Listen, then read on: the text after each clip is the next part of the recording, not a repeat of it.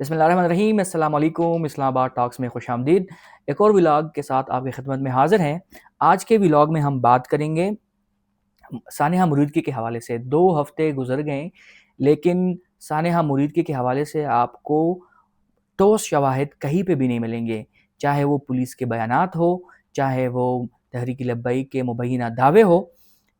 آج ایک رپورٹ شائع ہوئی ہے، اس رپورٹ کے تفصیلات اس ولاگ میں ہم آپ کے ساتھ شیئر کریں گے، اور بتایا یہ جا رہا ہے کہ سانحہ مرید کے مریم نواز حکومت اور وفاقی حکومت کے لیے گلے کی ہڈی بن چکی ہے۔ کیا واقعی اسی طرح ہے؟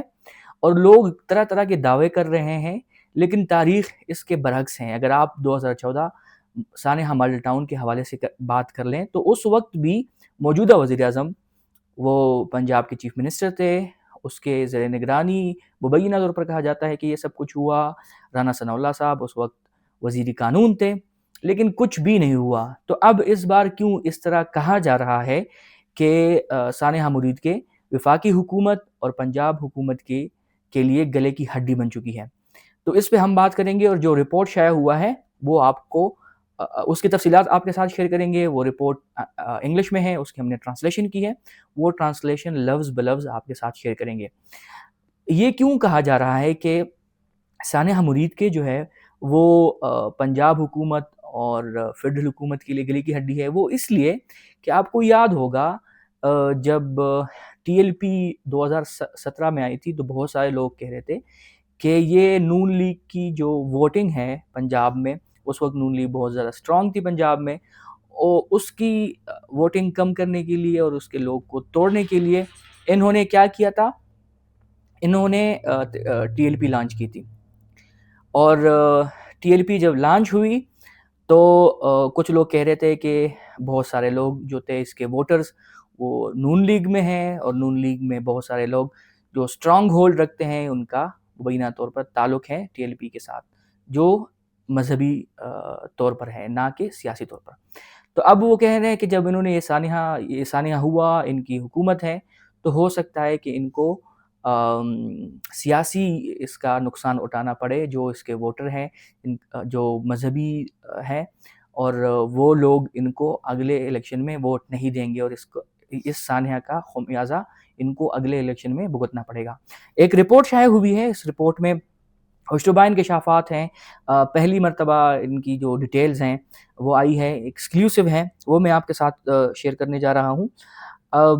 آپ بھی سوچتے ہوں گے کہ یہ رپورٹ کہاں پبلش ہوئی ہے، اس رپورٹ میں کتنے لوگوں کے ہلاکتوں کے بارے میں بتایا ہے، کتنے لوگوں کے زخمی کے بارے میں بتایا ہے، تو وہ سب سے اینڈ پہ میں بتاؤں گا کہ یہ رپورٹ کہاں پبلش ہوئی تھی۔ اور یہ رپورٹ ہلاکتوں کے حوالے سے اور زخمیوں کے حوالے سے کیا کہتے ہیں۔ اس کے علاوہ اس رپورٹ میں سعد رضوی صاحب کے بارے میں، اس کے بھائی کے بارے میں کیا بتایا گیا ہے کہ وہ کہاں پر ہے، کس کی تحویل میں ہے، وہ روپوش ہے کہ نہیں ہے، وہ سارے ڈیٹیل اس رپورٹ میں آپ کو بتاؤں گا۔ تو رپورٹ کا آغاز کچھ یوں ہوتا ہے کہ حادثہ خیز رات 12 اور 13 اکتوبر کے ایک ہفتے بعد بھی جی ٹی روڈ کا تقریباً 1 کلومیٹر طویل وہ حصہ جہاں ٹی ایل پی نے کیمپ لگایا تھا، اس خونی رات کے نشانات لیے ہوئے ہیں۔ رات کے سکون کو گولیوں کی ترتراہٹ سے چیرنے سے پہلے ہی پنجاب کے ضلع شیخو پورہ کے قصبے مریدکے میں ایک انجانے خوف چا چکا تھا، کیونکہ شہریوں نے دیکھا تھا کہ سیکیورٹی فورسز بڑی تعداد میں سڑکوں پر تعینات ہیں۔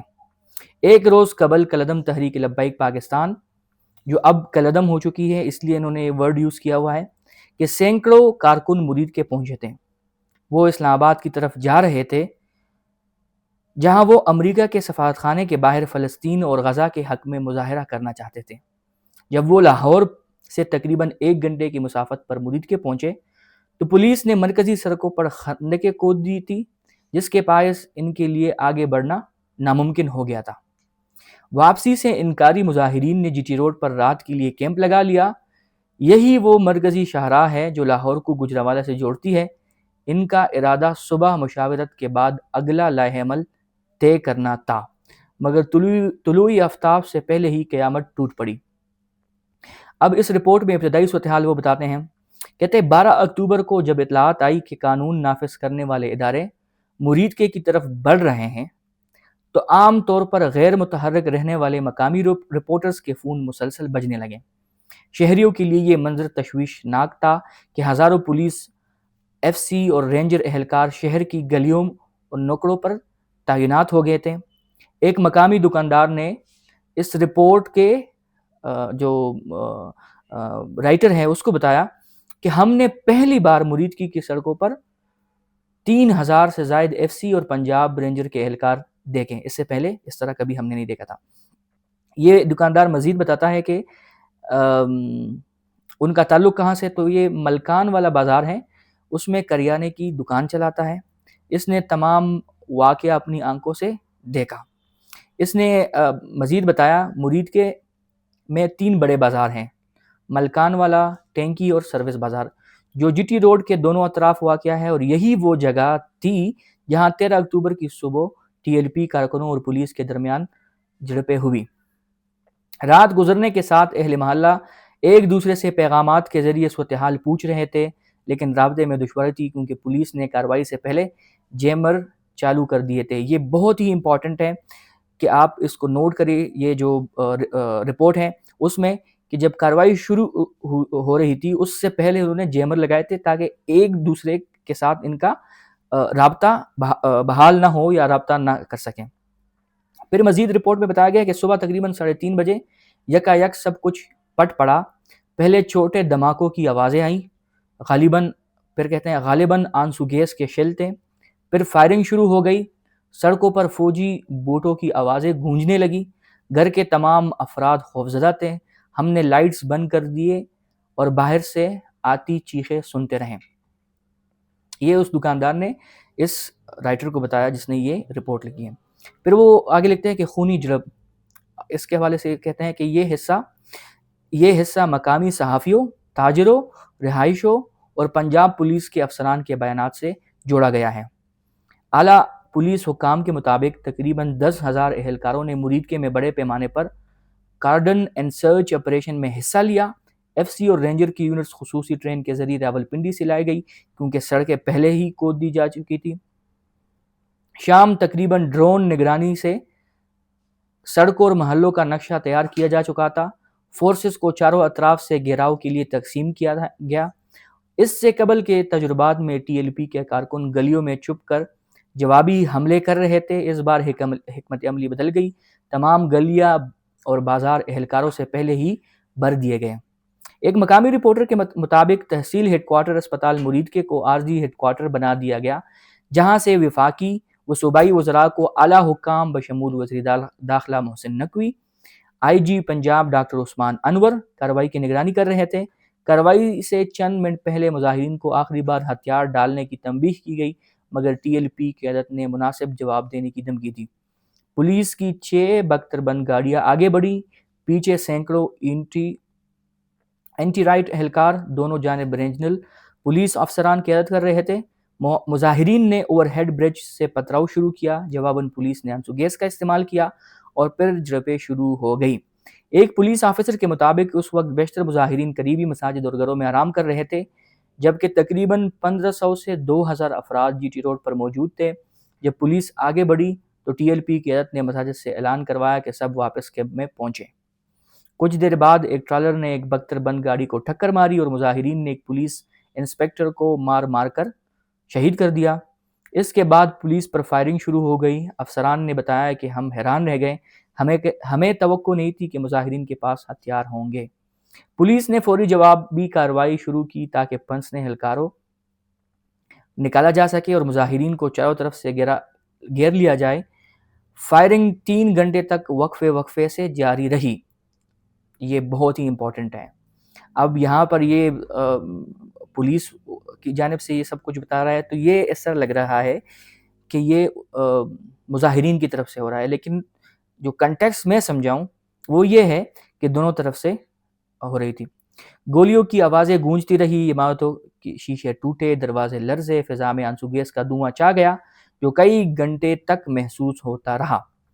جب صبح 7:30 بجے آپریشن ختم ہوا، پولیس نے اعلان کیا کہ شہری گھروں میں رہیں۔ بعد میں جب باہر آنے کی اجازت ملی تو سڑکوں پر گولیوں کے خون کے دھبے اور جلی ہوئی گاڑیاں بکھری ہوئی تھی۔ ایک دکاندار نے بتایا ہوا میں بارود اور دھوئیں کی بدبو تھی، لیکن حیرت انگیز بات یہ تھی کہ ایک بھی ٹی ایل پی کارکن وہاں موجود نہیں تھا، کسی زخمی یا لاش کا نشان نہیں تھا۔ اب کچھ متضاد دعوے بھی سامنے آتے ہیں، اس پہ بھی اس رپورٹ نے بات کی ہے۔ وہ کہتے ہیں کہ اگلے صبح پورے ملک میں خبر پھیل گئی، ٹی ایل پی کے سوشل میڈیا اکاؤنٹس نے دعویٰ کیا کہ ان کے سینکڑوں کارکن مارے گئے۔ آئی جی پنجاب ڈاکٹر عثمان انور نے اس کی تردید کی، کہا کہ لاہور میں 2 اور مریدکے میں 7 ٹی ایل پی کارکن جاں بحق ہوئے، پولیس نے صرف دفاع میں فائرنگ کی۔ پولیس کے مطابق اب تک دہشت گردی، قتل اور اقدام قتل کے تحت 75 مقدمات درج کیے گئے ہیں، جبکہ 30 دیگر مقدمات ٹی ایل پی کے اور کارکنان کے خلاف ہیں۔ البتہ سعد رضوی اور ان کے بھائی انیس کو گرفتار نہیں کیا جا سکا۔ خیال ہے کہ وہ آزاد کشمیر فرار ہو گئے ہیں۔ جو میں نے آپ کو کہا تھا کہ اس رپورٹ میں سعد رضوی صاحب کے بارے میں اور اس کے بھائی کے بارے میں کیا تھا، تو وہ یہ ہے کہ ابھی تک ان کو گرفتار نہیں کیا گیا، خیال کیا جا رہا ہے کہ وہ آزاد کشمیر فرار ہو چکے ہیں۔ اس کے علاوہ پنجاب کی وزیر اطلاعات کے مطابق مریدکے میں 3 عام شہری جاں بحق، 48 شہری اور 110 پولیس اہلکار زخمی، جن میں سے 18 کو گولیاں لگیں۔ وفاقی حکومت نے بعد ازاں پنجاب حکومت کی سفارش پر تحریک لبیک پاکستان پر انسداد دہشت گردی ایکٹ کے تحت پابندی عائد کر دی۔ اب یہ تو ہوا کہ کیا ہوا، اس کے پولیس نے کیا کہا، وزیر اطلاعات نے کیا کہا اور کیوں ان کو بین کیا گیا۔ ایک اور چیز جو اس میں بیان کیا گیا ہے، وہ کہتے ہیں مریدکے کے عوام جو ہیں وہ ابھی بھی صدمے میں ہیں۔ وہ کہتے ہیں قصبہ آہستہ آہستہ معمول پر آ رہا ہے، مگر لوگ اب بھی اس رات کے مناظر بھول نہیں پا رہے ہیں۔ ملبہ صاف کر دیا گیا، مگر جی ٹی روڈ کا وہ مقام اب بھی سوال پوچھ رہے ہیں، سوال چھوڑے ہوئے ہیں اور کچھ لوگ سوال کر رہے ہیں۔ وہ کہتے ہیں کہ ٹی ایل پی کے مظاہرین کہاں غائب ہو گئے۔ یہ رپورٹ کا ایک اہم جز جو میں نے آپ کو انٹرو میں بتایا تھا کہ جو سوالات انہوں نے اٹھائی ہے وہ بہت ہی بہترین ہیں اور چونکا دینے والے ہیں کہ اگر 4 گھنٹے تک یا 3 گھنٹے تک فائرنگ ہوئی تو ان کے بعد جو ہلاکتیں ہوئی ہیں، لوگ قتل ہوئے ہیں، زخمی ہوئے ہیں، وہ اتنے کم تعداد میں کیوں ہیں؟ پھر ایک اور انہوں نے سوال پوچھا ہے کیا زخمی کو کبھی طبی امداد ملی؟ تو اس کو جس نے یہ رپورٹ تیار کی ہے وہ پھر آخر میں لکھتے ہیں کہ یہی وہ سوالات ہیں جو آج بھی مریدکے کی فضاؤں میں گونج رہی ہے۔ یہ رپورٹ آئی تھی، ہم نے اس کو اس قابل سمجھا کہ ہم اس پہ بات کریں۔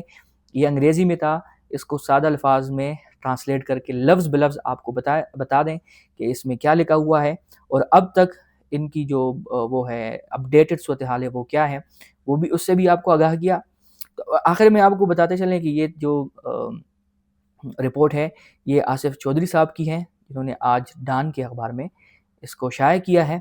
یہ اب تک سانحہ مریدکے، ٹی ایل پی، ان کے اہلکاروں، پولیس اہلکاروں، ٹی ایل پی کے کارکن اور ان کے جو لیڈرشپ تھی اس کے حوالے سے تھی۔